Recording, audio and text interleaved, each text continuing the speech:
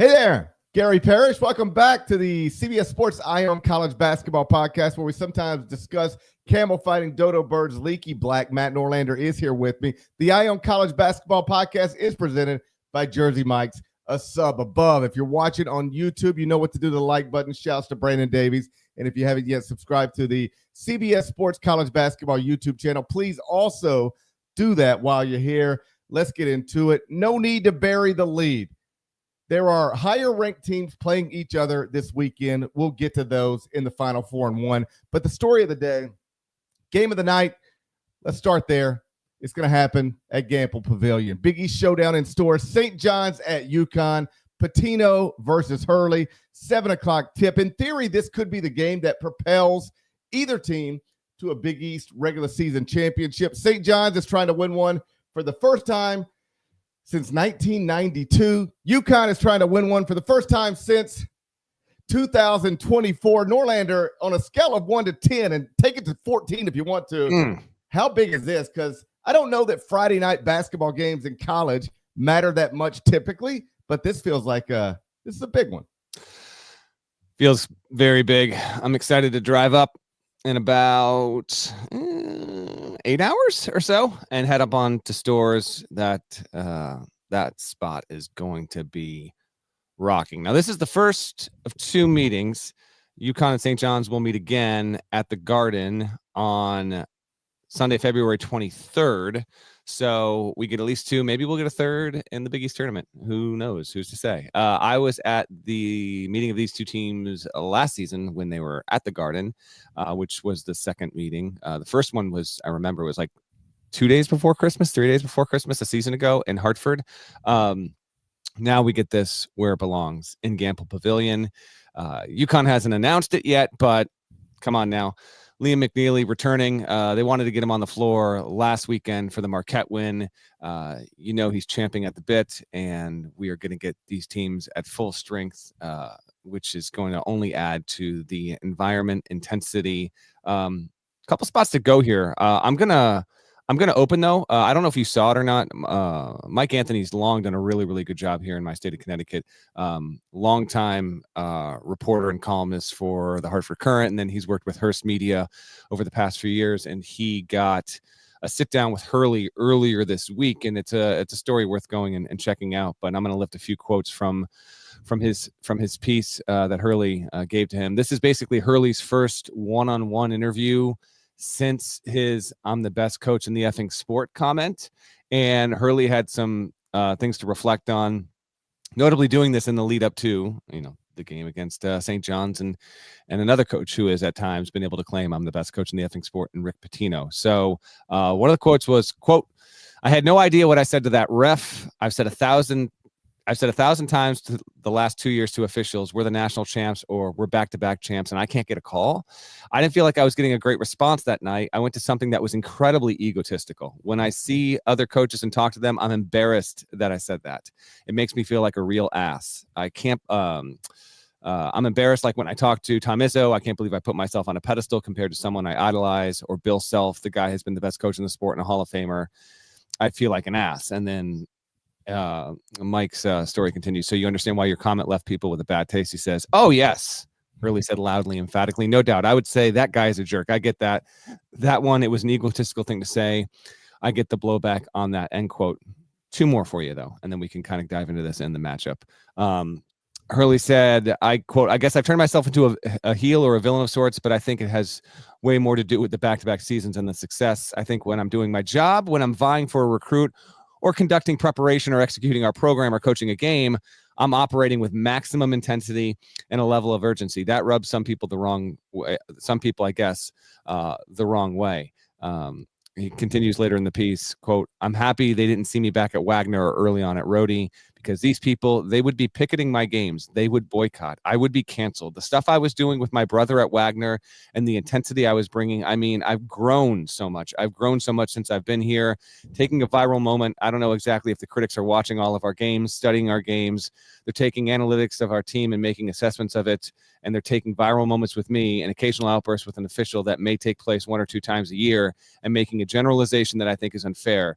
but it's the price you pay for success. You get this level of attention and critique, end quote. There's plenty more in the story. I thought it was some interesting moments of introspection from Hurley.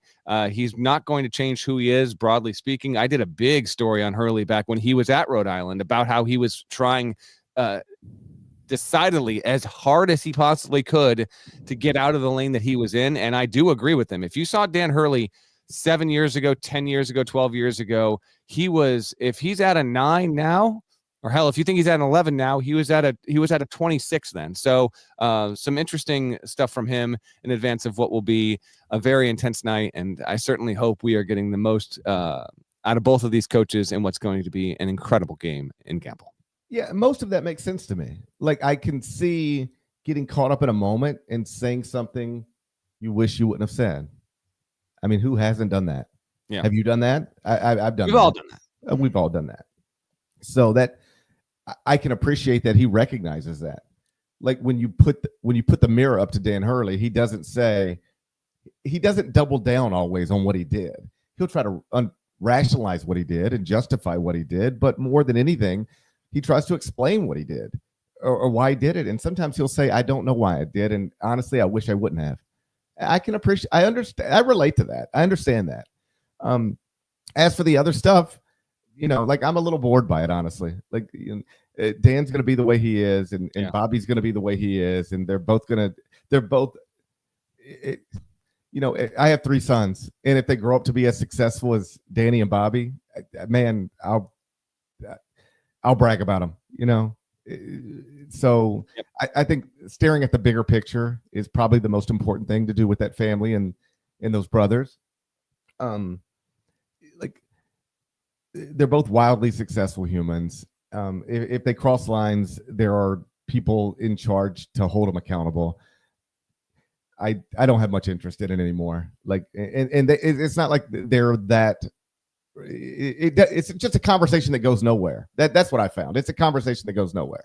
So, it will continue to happen. I don't think people completely change, rarely, and so we might have another thing tonight that gets caught in HD on a 85-inch flat screen, and we'll be talking about it on Sunday. I don't know, but still good for the sport. Still, it's going to make people, in addition to this being an incredible matchup, St. John's being the best it's been in decades, Parrish, you have 2 coaches who carry very powerful personalities, in addition to being great coaches with high marks of success and achieving things that they individually have done that haven't been done in a long time or by anyone. Pitino's about to set the record for taking the most programs to the NCAA tournament, different programs, of course. And Hurley became one of the few coaches to ever win back-to-back national championships. And, oh, by the way, doing it at a place where, he's still fairly, because he hasn't yet matched Jim Calhoun. He's done this at a spot where there is a legend still amongst us, still there, turned UConn into a powerhouse. There are very few, if any, other coaches that have been actually able to do what Hurley has been able to do when you look at the framing of what UConn was before Calhoun got there. And they got the one under Ollie, and then Hurley comes in, he wins the back-to-back championships. All this stuff is baked into it. And it's why it's the backdrop for why this matchup is just so awesome. I love that we're getting it on a Friday night.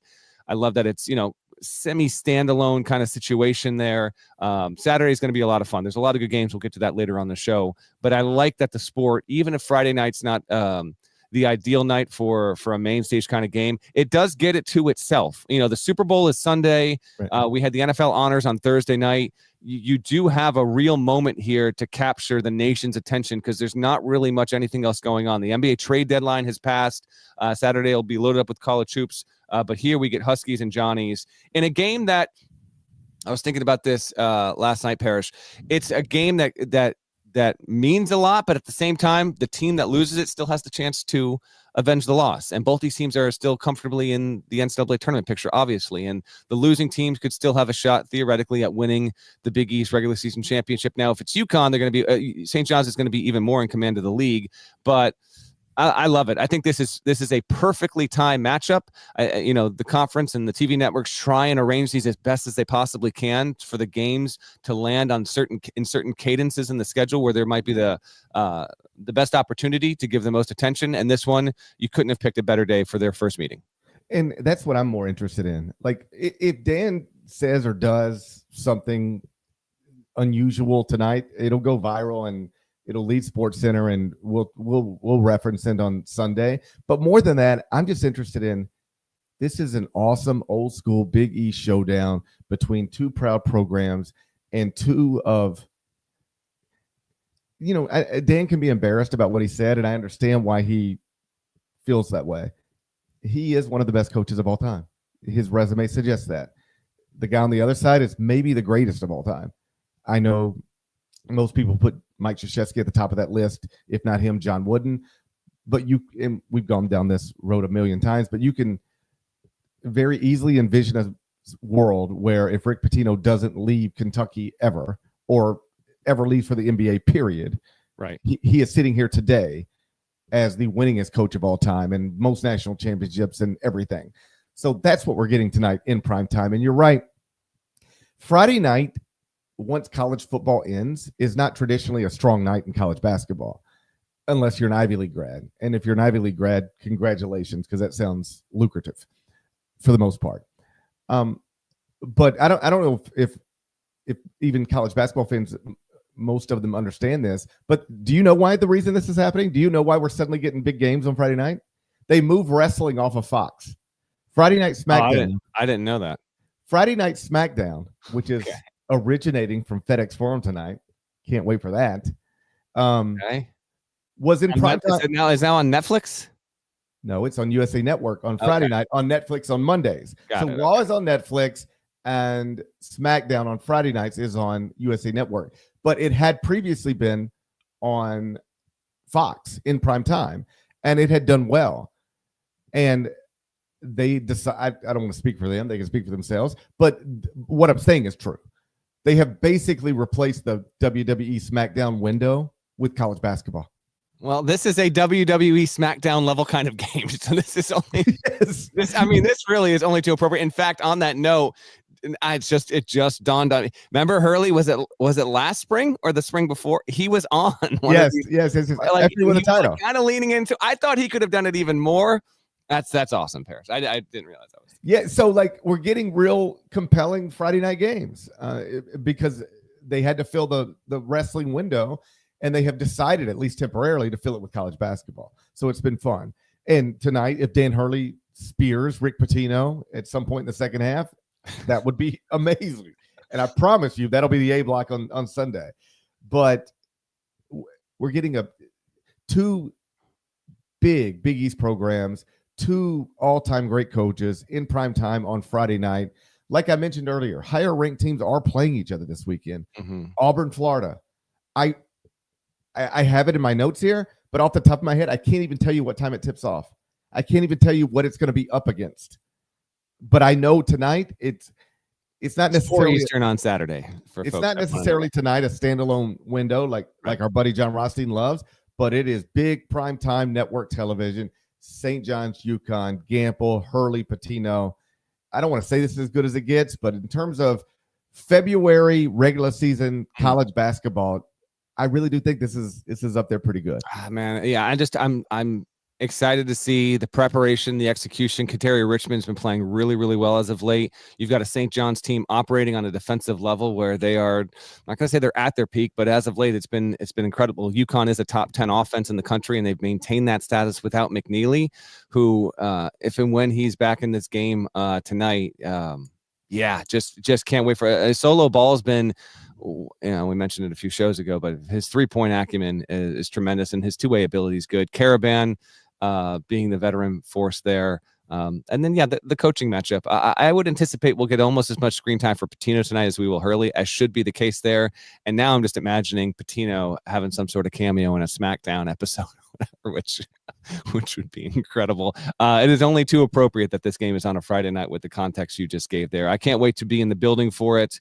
I'll file some sort of column late Friday. You can read that or read it early Saturday on your CBS Sports app or cbssports.com, regardless of how it goes. But really, really good stuff. And for UConn, home here, they're at Creighton next on Tuesday.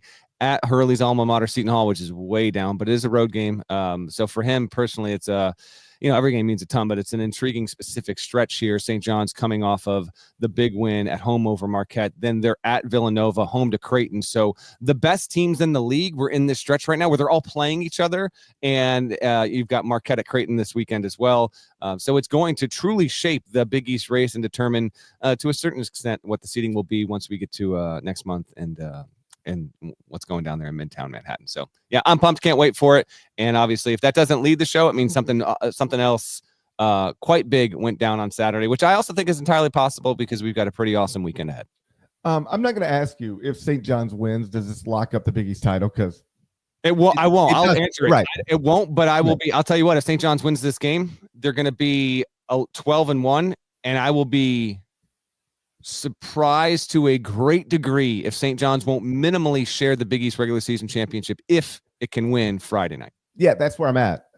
So like it doesn't lock up anything, but right now at KenPom, St. John's is projected to finish 16-4 in the Big East, and that is projected to be alone in first in the Big East. Nobody else finishing better than 15-5. If they win this game, you're flipping a loss into a win. I'm assuming that projection then goes from 16-4 to 17-3, and suddenly in the projections, you got a 2-game lead over everybody else with not many to play.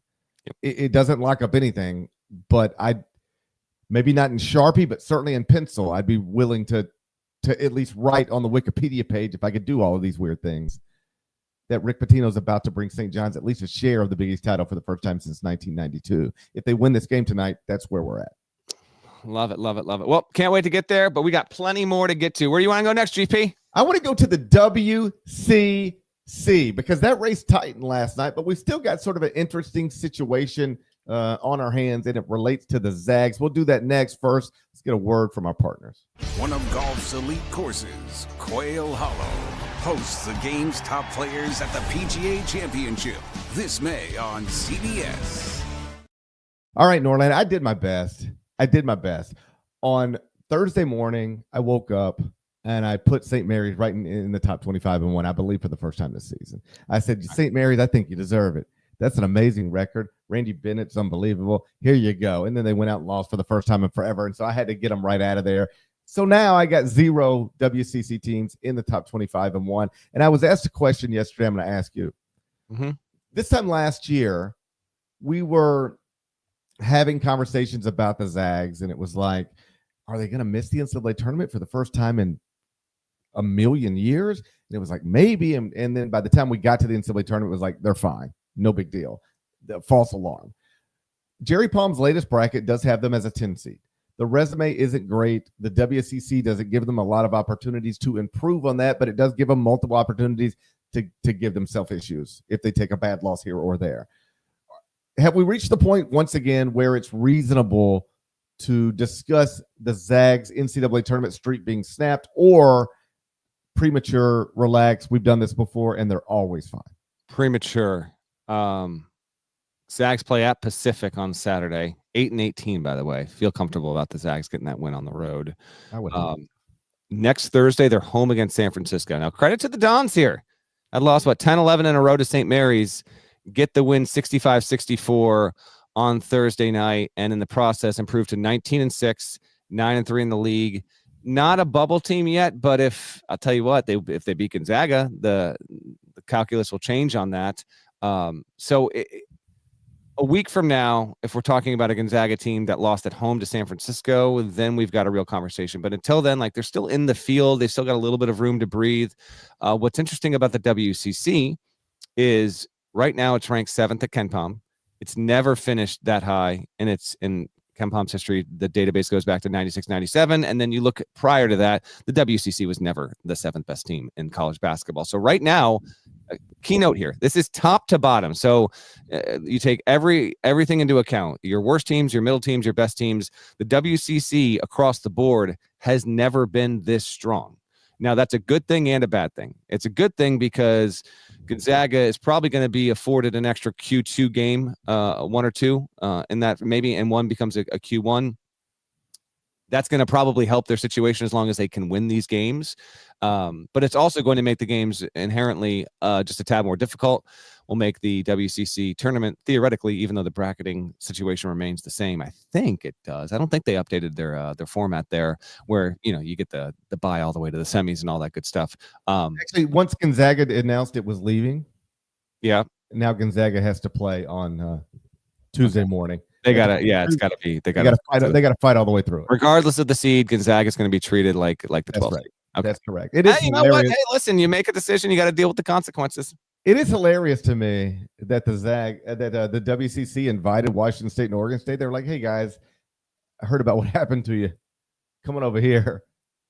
And then they took Gonzaga and said, we're taking them back with us." It's almost like inviting somebody into your house because they're going through something, and then they end up taking your husband or your wife. That's what happened to WCC. It's a weird situation. I don't know if it's really like that, but sure, if that's what you want to go with. Exactly like that. It's exactly like that. You try to do something nice for somebody, and then they take your silverware. Okay. Well, there you go. Last time you swiped silverware was when, Parrish?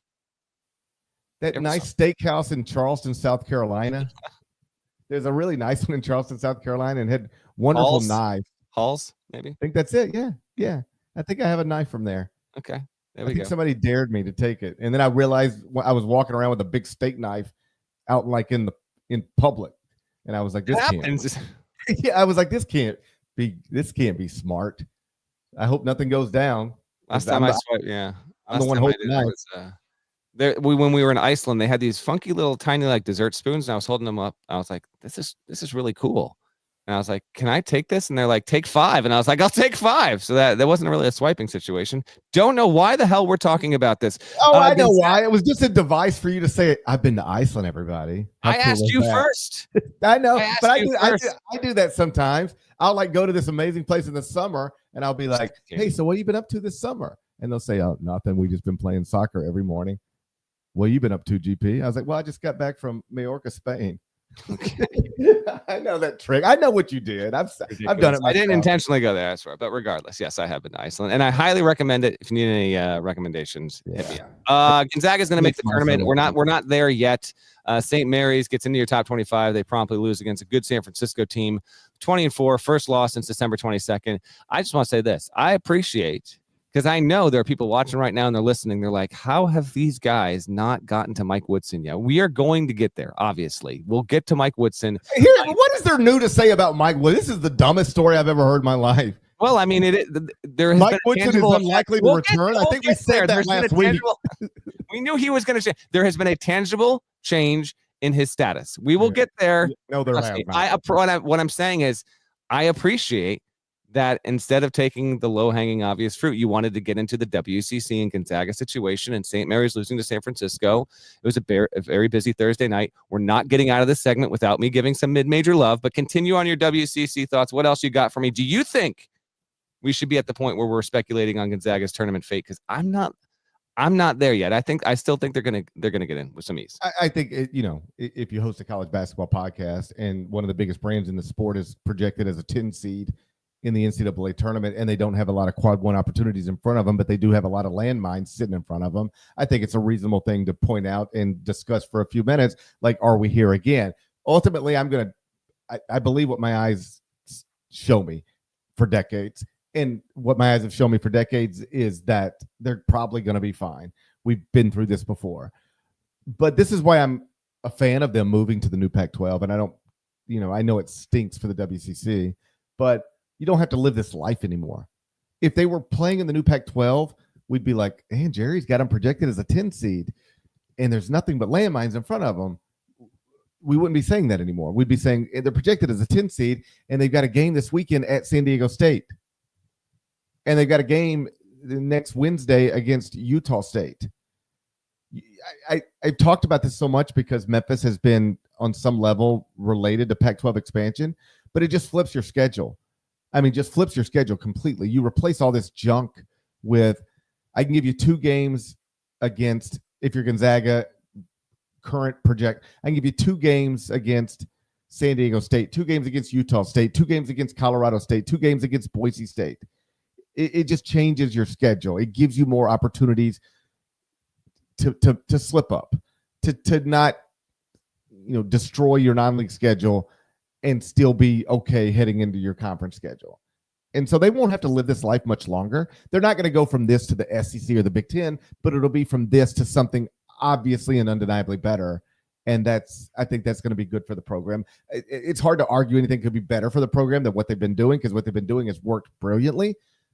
But I think Zags fans are going to have more fun with the schedule they have going forward. All right, elsewhere on Thursday, real quick here, and then we're going to get to previewing the weekend.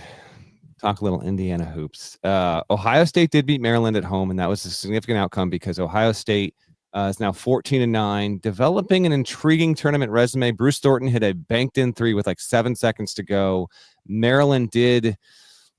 I mean, it really kind of tossed this one away. They were up big early, had won 4 in a row, trying to win a third straight road game in the Big Ten, which would have obviously been pretty significant there. I still like the Terps as a team to, land anywhere in that, I don't know, like 4 to 5, 6, 7 seed range. And then you look up and you're like, hey, look at that. They're in the Sweet 16. Like, I still think they've got a fair chance of doing that. I like their roster overall, but that was an important win for the Buckeyes on Thursday night. I want to give a couple mid-major shout outs, but before I do that, I'm genuinely curious. Where was Maryland on Thursday morning, and then where are they now on Friday morning as it pertains to? I think I had them Thursday morning 22nd. I dropped them to 26th. I still have them in the top 25. The resume's still solid.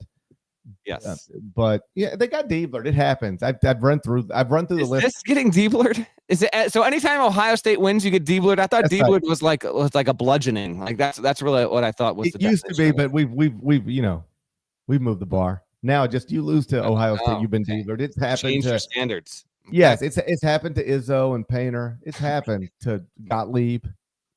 Yes, I know. It's happened to a bunch of folks, I'm aware. man. I'm aware. Hey, you had to play a game on Thursday night and you got D-blurred. It's happened to some of the best of them. Let's give some mid-major love, because Thursday night we got a trio of terrific endings. Nada's got the video ready. First one going down in the Summit League. Play it up, Nada. Jay spinning, top of the key. JJ lost the ball. 3 on the way. Good!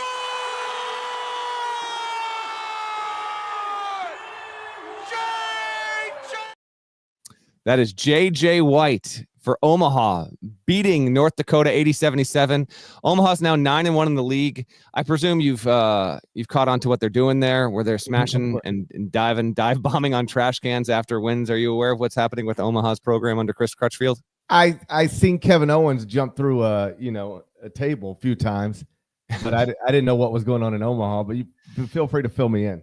Okay, so they dropped a couple of games early in the season, and then one of the assistants just laid waste to a trash can in frustration afterward. This is actually, you know what? This is very Major League Baseball. Like, something unexpected and kind of stupid happened, and now everyone's using it as means of superstition, and so they're going to do it every single game. And so after every win, with whatever garbage disposal as or receptacle is available to them in the locker room, they are doing unspeakable things to these things. So that happened last night as well. Speaking of SmackDown and WWE, they did the elbow drop from above on it. So good on Omaha. There's a cool story developing there. Chris Crutchfield, longtime assistant, he's got a good little program there. Nada, clip number 2 in the MAC. Let's see it. Offensive rebound, kick out, Jungers, did they get it off? Good! Did he get it off? What a shot! Iona! A Reeves triple at the buzzer! Day Reeves for Iona. They win it 80-77 over Mount St. Mary's. And here's the crazy thing. Iona had not won on a buzzer-beating shot since 1998. 27 years, Parrish. Yeah, you figure you get at least one game a decade where you're in a spot, whether you're down 1, you're tied, where you hit a shot as time expires. At least one. They had not had one as a program. It's a real blemish. It's a real blemish on Rick Pitino's resume. It is. But, hey, buddy, you worked on that campus. Congrats on taking Providence to the Final Four. But why couldn't you win at the buzzer at Iona? It's the thing that really prevents him from being the best coach in the effing sport. That's what I'm trying to tell you. And then the last one. Give Dan Hurley multiple years at Iona. He's winning a game at the buzzer. I don't think there's any question. The last one. You know what? I'll say it after. Not just play this. Maybe the shot of the year in college hoops. Here we go. Rogan inbounds. country guarding him. Gets it in for Perry. Shoots it from 70 for the win. It's good! Dion Perry wins it for the Stags! Okay, couple things here. I see Caleb Love do that. That's better than Caleb Love. I gotta talk this game for just a second here. Shouts to the Fairfield Stags. Marist is having like its best season since Rick Smits was there, and they lose at the buzzer like this. You hope this doesn't flip it in the other direction. First of all, there was less time on the clock, further away than Love's shot. He catches it, and it's a Kevin Love kind of two-handed flick. That, if you're watching on YouTube or if you're listening, go find it. Rewind that 30 seconds. Look how pure that swish is on that buzzer beater. It is satisfying on an visceral level how clean that buzzer beater is for the Fairfield Stags. Now, the officials, this goes down. You've got a court rain shower. That ain't a storm, but shouts to the Fairfield U undergrads for getting on the floor there. They did their best. The officials are like waving their arms, chirping their whistles. Excuse me, executives coming through. We got to look at this review. Would no one have any fun before we make sure it's official? Can you just let him get on the floor and humbly worm your way around to the monitor instead of that was ridiculous. Now, the other thing here that stings, this game, Fairfield U was like 15 minutes from my house. And I truly almost went to this game last night. I even debated bringing my boys because we've gone to a couple of Fairfield games in the past. But it was a 7:00 tip, and they're at school now. I was like, I'm not getting these. They're not going down to 10:15 on a school night. So I opted against it, and in doing so, I missed maybe the buzzer beater of the year of the season. So that was a stinging thing because that was such a satisfying kind of ending, and the MAC was on fire between Iona, Fairfield, same conference, incredible stuff. Well, we're all going to die with regrets, Norlander. I know, and that will be one of my biggest. That I did not get to see a Fairfield buzzer beater over the Marist Red Foxes, John Dunn. He's having a hell of a year, man. Marist hasn't made the tournament since '87. Come on. We're all going to die with regrets. I've come to grips with that. You just try to make them as small as you can make them. And if one of yours is that you missed the Stags winning in early February, is that what you missed? I did. Yeah, that's what I missed. Stags, man. Haven't danced since I think '95. The MAC's on fire these days. Shouts to the MAC. Had to give a little bit of love there, but I think it's time to preview the weekend. You're not a real Stag. That's what I heard. A real Stag would have been in the building. A real Stag, 15 minutes. Hey, my wife has a graduate degree from Fairfield U, and she didn't want to go either. So what do you want from me? This is the problem with the program. It is. It is actually. It very much is. She didn't even know this game was. I mean, come on. It's. She didn't know this was happening until. I was like, I lost my mind when it happened. And I was like, you have a degree from this university. You see, this is like one of the biggest moments the program's had in the past 2 decades. My wife has a bachelor's and a master's degree from Ole Miss. I wrote a lengthy story about Jamin Brakefield. I'm not sure she knows who he is as of this moment. By the way, I actually never even, I think you published that like when I was away. So I read it like 5 days after. If folks have not read that yet, please go find GP story on Jamin Brakefield. Very, very good story, man. You're not hit you up on that. I did. I read it last week. Yeah. It is interesting. I think I don't want to speak for your wife, but I'm at least married to a woman who she's aware Bill Self exists, but I don't know if she could pick him out of a lineup, you know? My wife is not aware of who Bill Self is. No chance. No. Is that a thing you guys ever discuss, that your entire life is dedicated to something that your wife doesn't have that much interest in, or is it just yes and no? Like, she's got cursory awareness of certain coaches. Like, sometimes she'll hear me talking on speakerphone with her certain coach or two. So she knows of some of these people, right. But highly confident she has no idea who Bill Self is. I've never talked on speaker with Bill Self with her in the room, but she knows of certain coaches. She definitely knows about Dan Hurley. She's a UConn grad as well. And she knows who Rick Pitino is as well. Definitely knows who Rick Pitino is. But I would say if I did one of those things where I was like, all right, I'm going to give you 30 names and 15 are real or 15 are fake, and she might be able to identify like maybe 7 or 8 of the real ones if I made them easy. But no, she, generally speaking, and I'm more than okay with it. It is fodder for some good humor every so often for that kind of stuff. Yeah, like my wife's connection to college basketball is through when, like, if a college basketball game is on and Shaka Smart pops up on the screen, she's not like, man, I'll never forget when he took VCU to the Final Four. She's like, oh, I like him. Remember when we had lunch with him that time? Like, she's that guy. She only remembers him in real life. She has no context for who they are as basketball coaches. She's just like, Great. I met him one time in Vegas, and he was really nice. Like that's her connection to people. I love it though. That's awesome. It's time for the Final 4-1 presented by FanDuel Sportsbook. Make every moment more. We're going to do that next. I'll update you on the season records. Neither one of them are good. Of course. But we'll update them in a second. Let's get a word from our partners.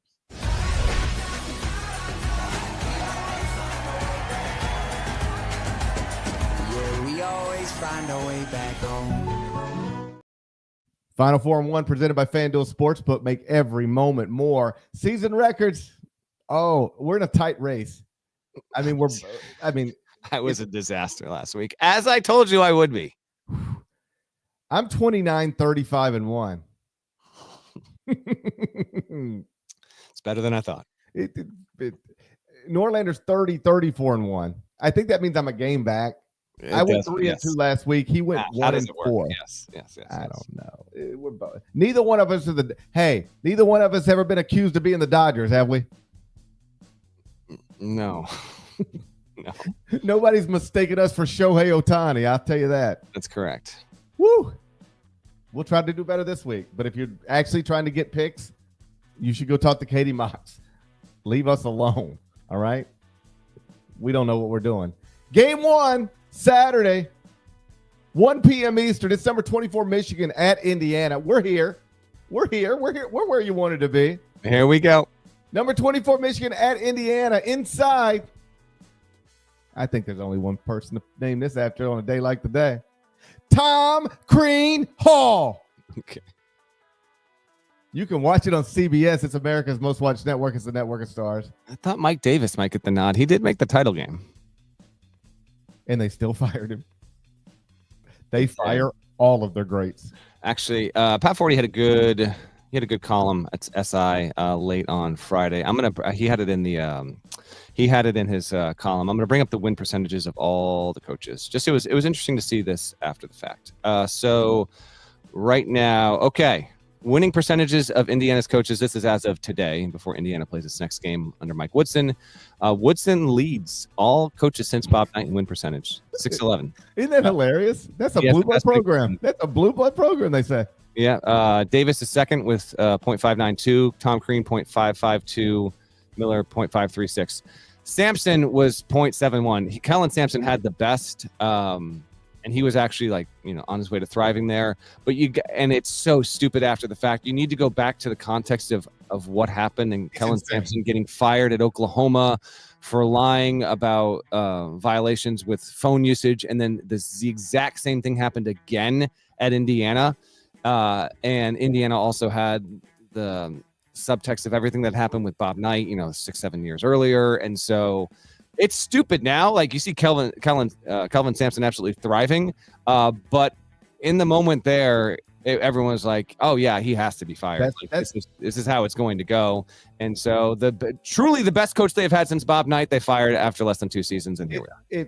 And you summarized that exactly right. I think I was at Indiana for Kelvin's last game there. You were, and I know you were because you mentioned it on the podcast. And I'm just saying, over the years, you've mentioned this at least 3 times. So even if you can't remember that you were there, yes. I remember you telling me on this show multiple times you were there. And it was just, you're exactly right. You look back on it and it's like, you fired him for what? But in the moment, it felt like literally text messages. It felt like you had to fire him. That's how much the sport has changed. It wasn't even controversial that they fired Kelvin Sampson. Nope. It was like, well, this is what you got to do. I mean, a guy texts too much. You got to get rid of him. That's where we were. Unreal. Oh, if you were somehow unplugged and are just checking in for formal purposes here, this is the situation with Mike Woodson. There is an agreement allegedly reportedly in place where Mike Woodson will no longer be the coach at Indiana eventually, probably at the end of the season. Although, in talking to one source yesterday, it was reinforced to me, hey man, look at that schedule. Like, it's not unthinkable if they lose 4 more games in a row Like, we're really thinking that he's going to string this out if they continue to lose and lose and lose. I completely agree with that. The fact that it is ending toward this, to Parrish's comment earlier on the show, obviously not news. But there was a tangible change in his status Wednesday into Thursday, where now how they're going to figure this out remains to be determined. Is he going to retire? Is he going to resign? How are they going to figure out the money? Because if they fire him, he gets all the $8+ million that's owed to him. He's an alum. There's, a lot of sensitivities around that as well, and it's not going well. This all comes. I actually wondered, as this was like bubbling, like I got a call from a source like around lunchtime on Thursday about this, so I started to suss it out. And in that moment, the curiosity was, will Indiana actually announce something or indicate something publicly in advance of the Michigan game just to make it easier on everyone? Like, if you actually went out with all of this and said, here's the situation, we're not doing so well, we've decided that Mike is going to leave at the end of the season, maybe the team, maybe the players would be able to play more freely. It would actually alleviate some of the situation around him and just let him just go. Maybe that could be the case. But they decided, at least as we're recording this podcast, they have decided against doing this. And in doing so, you have these reports, which are obviously accurate. I've sourced it out and can back that up. But the school is still yet to get to that point. And here we are with Indiana yet again. And one after another. Next coach will be the fourth in an 8-year gap that IU hires whenever they hire whoever they hire. Yeah, my point earlier was the big headline you see, like headline, Mike Woodson unlikely to return to Indiana next season. Well, no shit. Of course, we've been saying this for weeks. It's bad. Whenever they actually remove him from the sideline, if it's next week or when the season's over, I don't really care. It doesn't matter to me. Somebody new is going to be coaching Indiana next season, and it'll be interesting to see who that is. But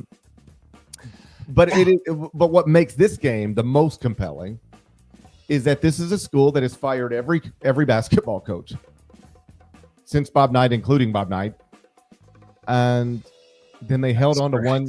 They held on to one too long, and possibly at the expense of getting the next guy who could have been your coach for the 15, 20 years. Who knows? I don't think Dusty will ever say out loud, given the choice between Michigan and Indiana, I would have taken Indiana, because that would be a weird thing to say out loud, given that you're the coach at Michigan. And it doesn't even matter if the truth is, because you've sort of suggested this, and I'm not standing up against it, because I understand how Michigan might be more appealing than Indiana, even if you graduated from Indiana, given that they fired every coach at Indiana forever. Like, I don't want to be the next. Hey, for as long as I've been alive, they fire everybody who has this job. So maybe I'll take the other job. That might have happened. Here's my point. Nobody will ever believe that. Indiana fans will forever believe, reasonably so perhaps, that if they would have pulled the trigger last year, they could have had Dusty May. And what is fascinating about this whole situation, or at least on the list of fascinating things, is that this school that fires every basketball coach eventually decided to hold on to one for a year too long, and it might have cost them the guy who could have been their next great coach. Nobody, even if you were a supporter of keeping Mike Woodson another year, nobody thought he's your next great coach. He's going to be here for the next 15. Nobody said if you keep him for one more, you can keep him for 15 more. Nobody thought that. And they kept him anyway. And now they'll likely lose at home to the guy who could have been there, to a guy who graduated there, probably on some level always dreamed of being the coach there, and who could have been yours maybe. Now you'll probably lose to him at home on America's most watched network, the Network of Stars. Yeah, and we got to pick some more games, so I don't want to stick too much on this too much longer.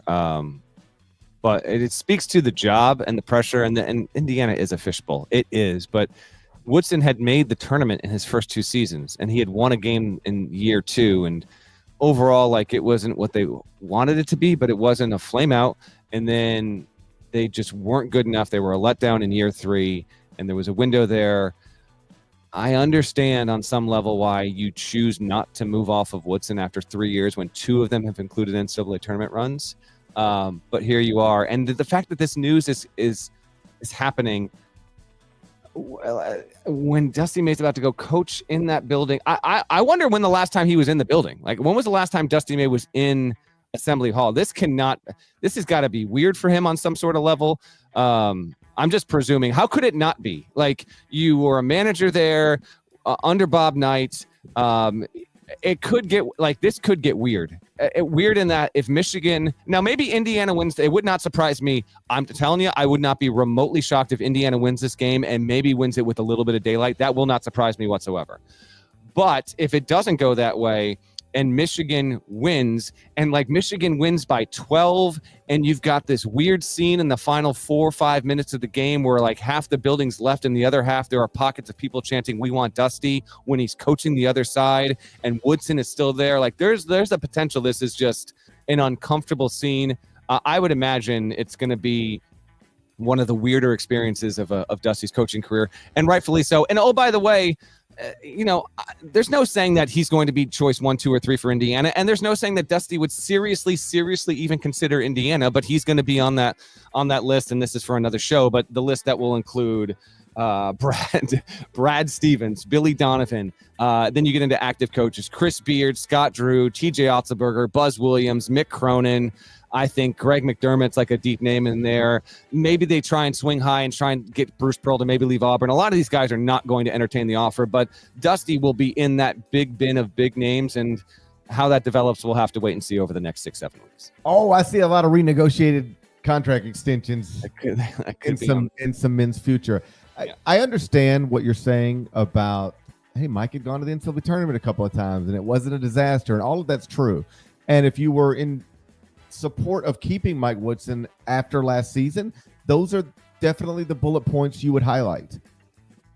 I just think that's a incorrect way to look at it. I don't know what I would do if I were an athletic director, because I've never been one, and it's much. I'm smart enough to know this. It's much easier to say what you would do when you're somebody else than it is to do what you think they would actually do when you're in that position. So all of that acknowledged.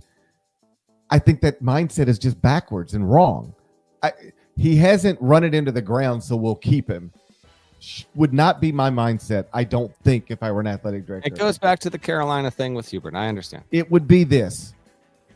If I believed this were true last March, this is the conversation I'd be having. I love Mike. He's an alum. This hasn't gone perfectly, but it hasn't gone terribly. Period. New paragraph.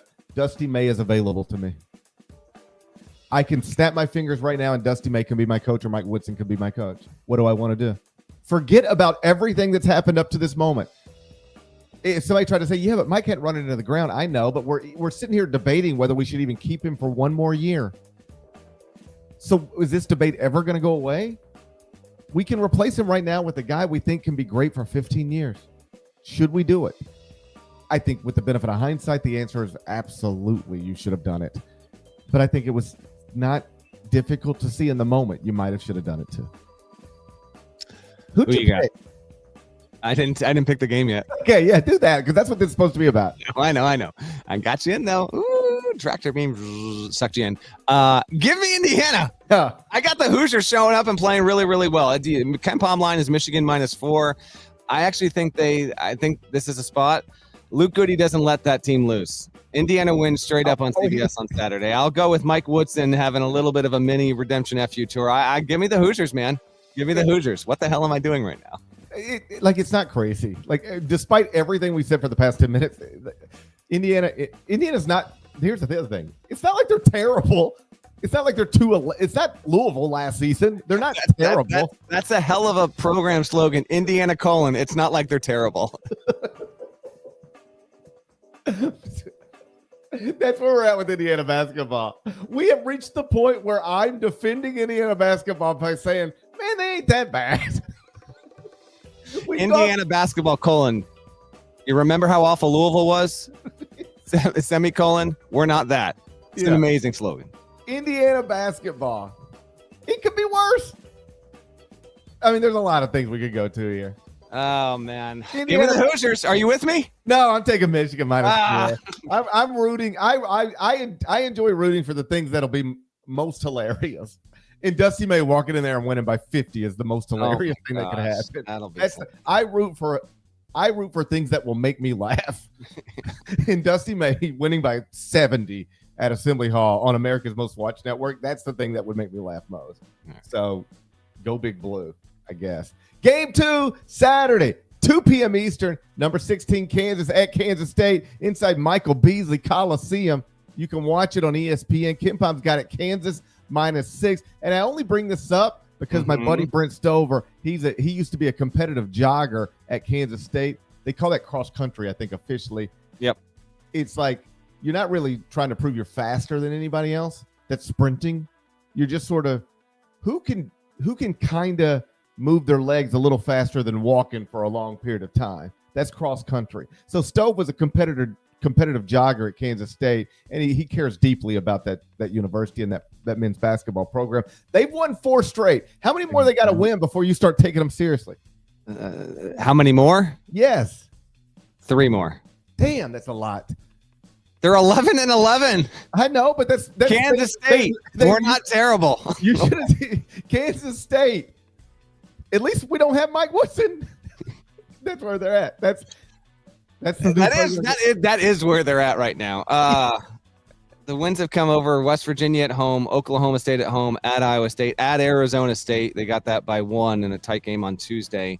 And now they welcome in Sunflower State Showdown, the Jayhawks, who up and down. They are trying to win 2 in a row for the first time in basically 3 weeks or so.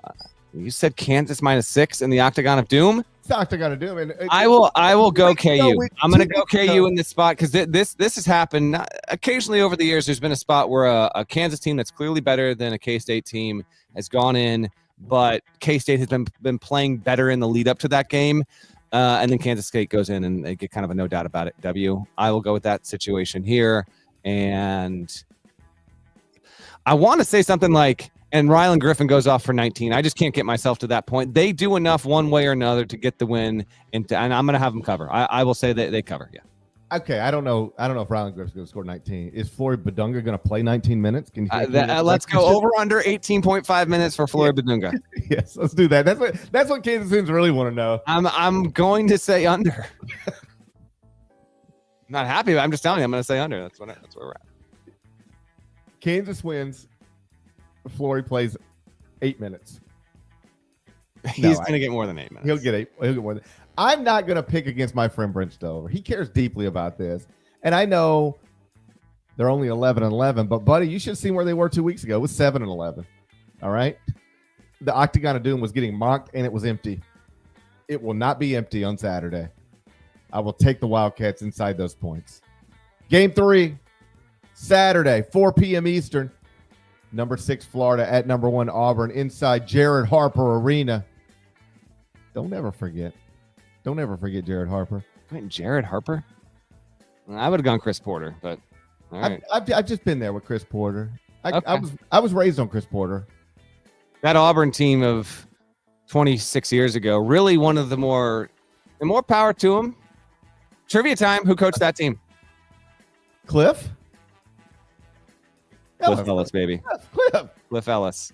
Went 29-4, was a 1 seed in the tournament. The year before, Auburn was 16-14. And the year after, Auburn was 23-10. Just one of the true flash in the pan 1 seeds we've ever had in college hoops. Auburn back in 98, 99.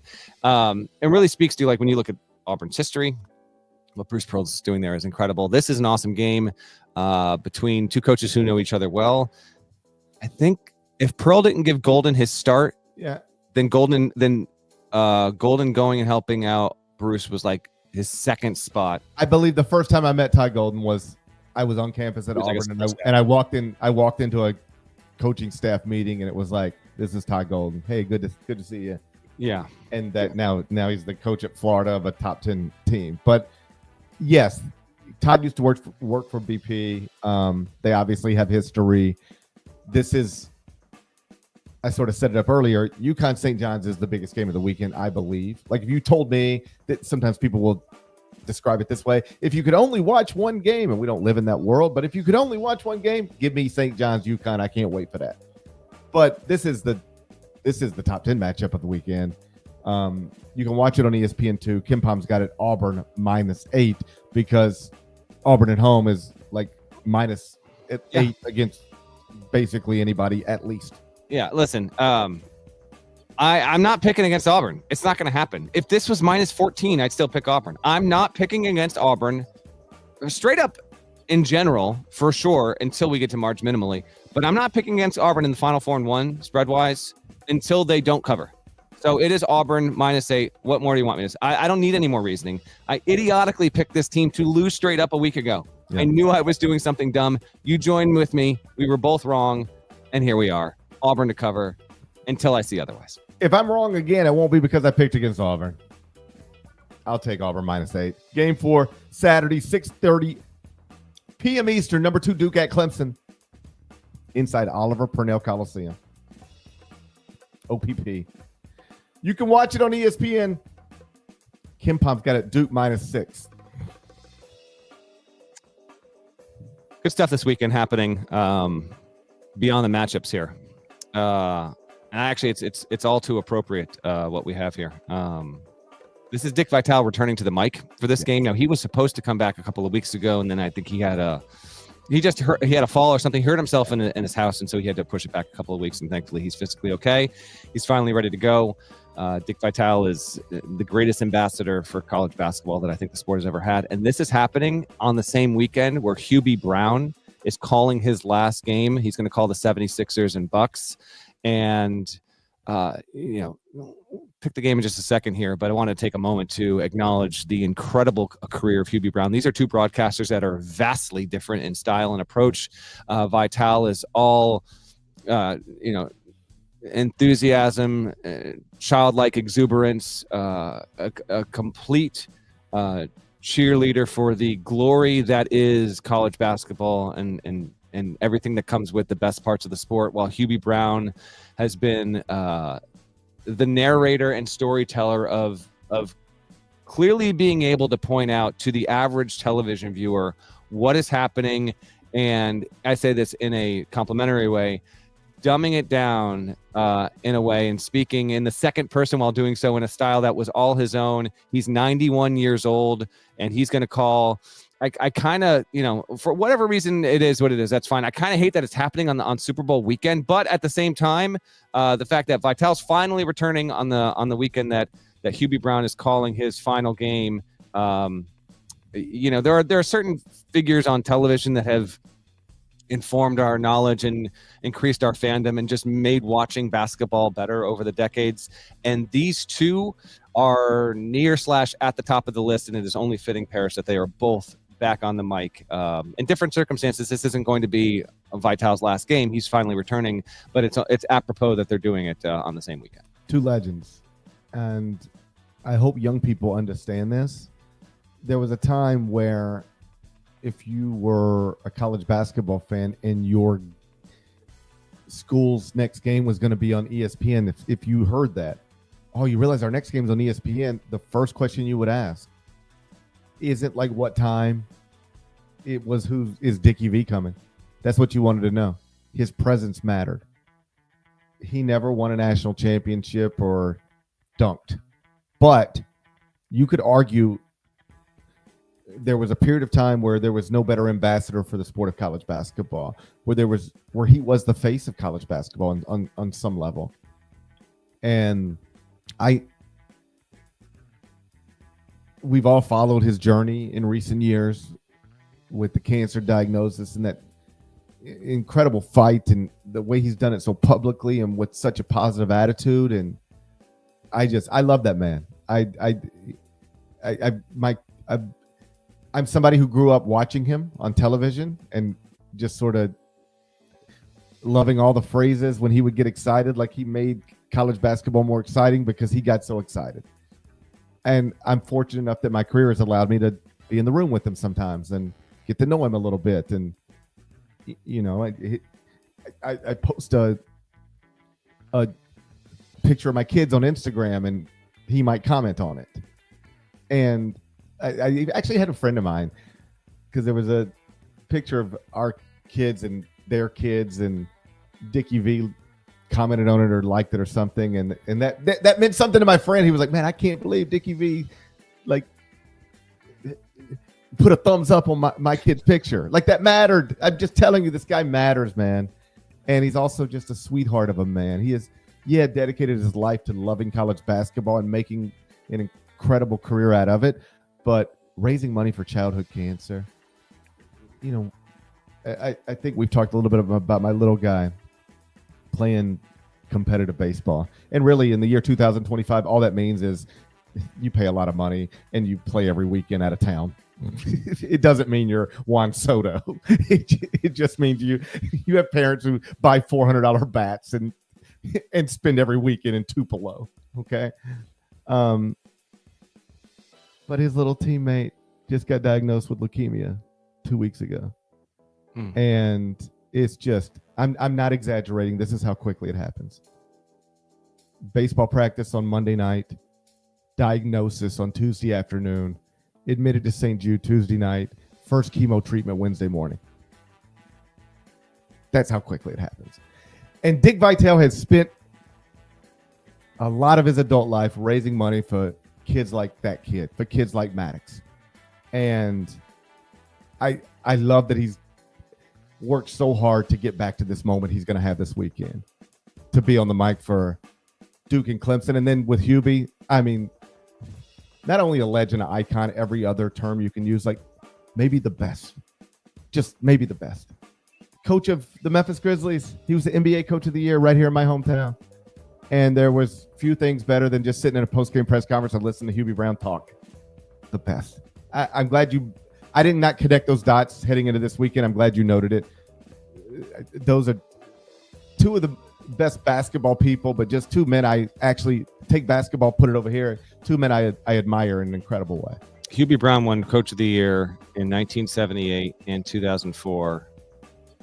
I've got to believe that's a record. There's never been someone who's won that award further apart than Hubie. And there's a phrase that's often said where they've forgotten more about X than I'll ever know. Hubie Brown, that might apply to him more than anyone in the history of basketball.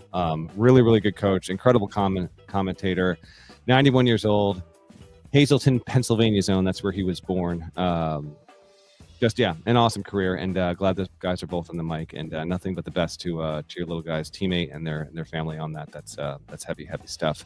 The game is Duke at Clemson, Duke -6 on much lesser important matters. This is a Duke road matchup against, really, I mean, the Carolina game's the Carolina game, but from a metrics perspective, this could be Duke's toughest game until the NCAA tournament. Clemson lost to Georgia Tech in double OT earlier this week. Give me Brad Brownell's team to respond here. I'll have the Tigers inside the number -6. I understand Duke is 2 tiers above Clemson at this point, but you never know. Well, I feel like we're gonna have something, some sort of upset. I'll stop short of saying straight up, but I will take Clemson inside that number. Give me the Tigers +6. I don't know that I can prove this with any numbers, but home court advantage is in college basketball maybe the biggest advantage you've got in mainstream sports in America. The buildings matter. We joke about this all the time, a building truster, but like buildings matter, and that building's going to be awesome this weekend. I think Duke wins the game because I do think Duke is a level above Clemson, but I'll take the 6 points with Oliver Purnell's former program. Give me Clemson +6. What's the N1?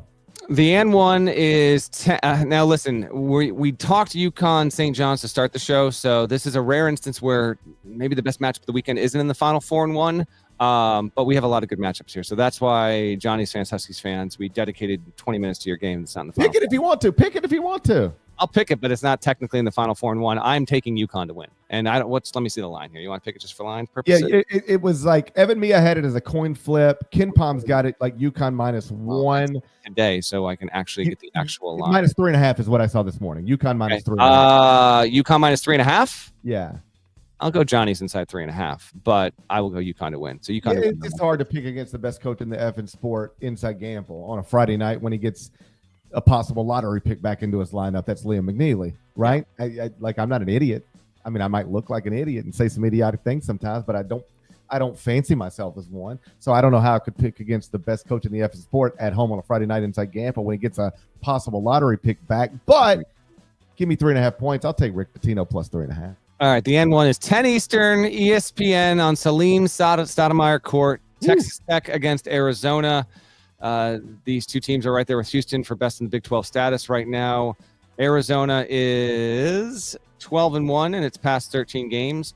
Texas Tech is 9-1 and it's rolling 10 games. They're both rolling. I featured the Red Raiders to talk to Grant McCaslin earlier this week.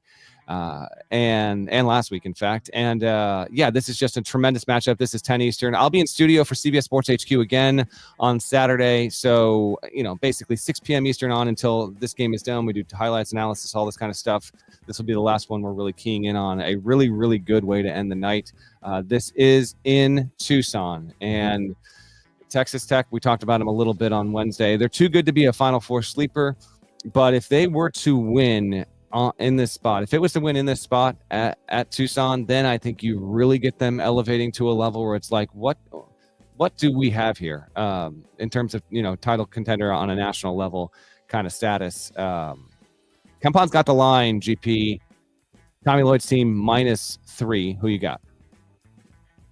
I'm making my second trip ever to Lubbock next week. I'm looking forward to it. Yeah, I've never been to Lubbock. Oh, it ain't easy to get to. I've heard that. I will be making my first non-Delta flight in maybe 15 years. Stop. You've flown something other than Delta. I since don't think I have. Really? You think every single airplane flight you've taken since 2010 has been Delta? When you went to Mallorca, Spain, it was Delta both ways? Yes. I really do not believe I've been on the last non-Delta flight I can remember. Insanely dedicated, man. I am dedicated. I fly based on convenience of airport, because where I live, airport and time of departure. Now I have my preferences. I've got the 2 or 3 airlines, Delta being one of them. But I can't. I'm not willing to be like, I'll change my day by 2 hours because it means I got to fly Delta. I can't go. I don't even look at other airlines when I'm booking flights. You're disgusted by all other airlines. I'm disgusted by them. I do not fly by convenience. I do this all the time. Hey, there's a direct flight to Miami on American.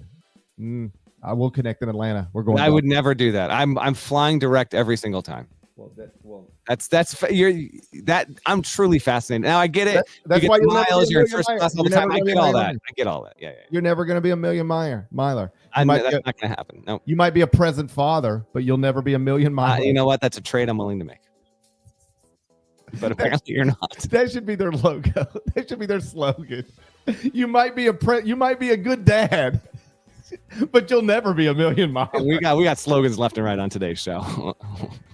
Who are the ad wizards who came up with this one?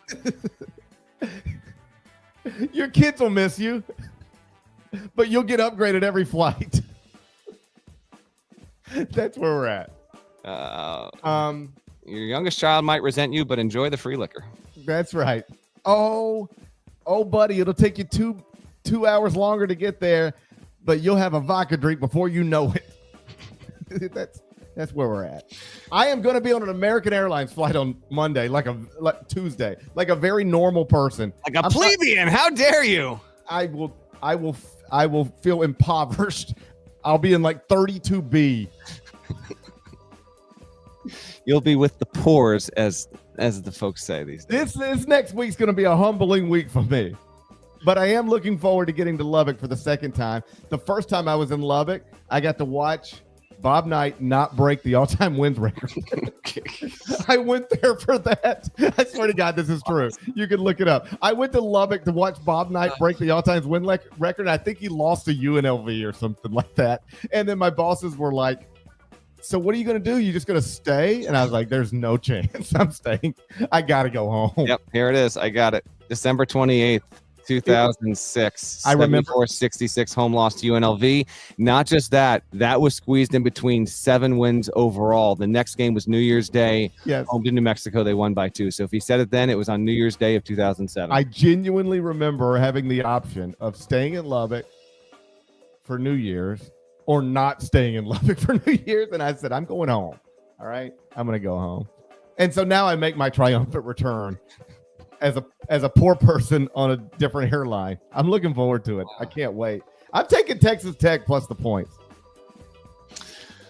Love the way these Friday shows end. Understood. I will take Arizona -3, so we'll split on this one.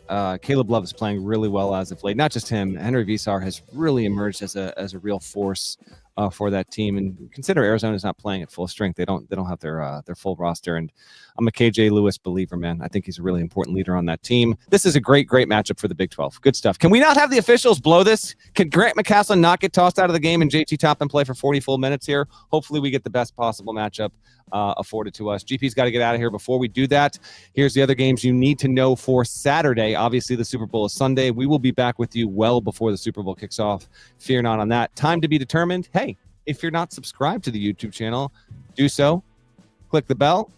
It tells you when we go live. Don't listen to what Parrish says. It does. On Saturday. I've never experienced it myself, but if he says so.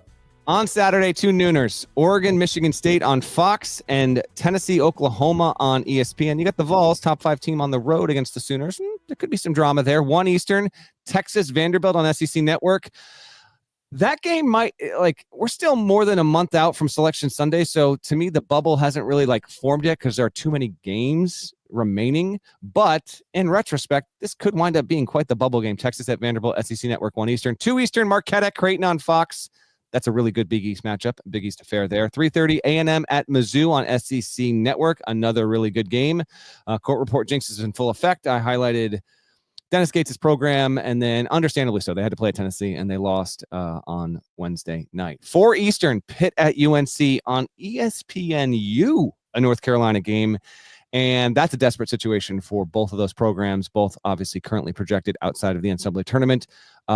Real dark days for whatever team doesn't win that, especially if Carolina can't win at home against Pitt. Remember, they went and got beat up there recently in the Steel City. 4 more to know. Mississippi State, Georgia is on SEC Network at 6 Eastern. Alabama at Arkansas on ESPN, 8:30. Arkansas just went and beat Texas on the road. So Calipari's team has won 2 straight games on the road. And trying to get back in, rummage back through into that NCAA tournament picture. If it can beat Alabama, then we are really cooking with something. Can you win at home at Bud Walton on Saturday night? If you can do that, okay, then we can readjust our perspective on the Hogs, but that's a tough ask. Certainly a must-watch game. 2 more to know. San Diego State, Colorado State on CBS Sports Network, 10 Eastern on Saturday. That's a really good one alongside Texas Tech, Arizona, and another 10 Eastern. We'll wrap it up with some more mid-major love. UC San Diego at UC Irvine on ESPN2. Those are 2 really good Big West teams. They've already had a really awesome meeting already earlier this season. Certainly worth tuning into, and that is your Saturday watch guide. Shouts to Devin Downey. Shouts to Chester, South Carolina. Shouts to Terry Teagle, legend, Huck Larnell. Thank you guys once again for watching, listening. I Own College Basketball Podcast. If you're not subscribed, please go subscribe. Anywhere you subscribe to podcasts, Apple, Spotify, more of us than there are of them. That needs to be reflected in the comments. So do that, and we'll talk to you again real soon. And by real soon,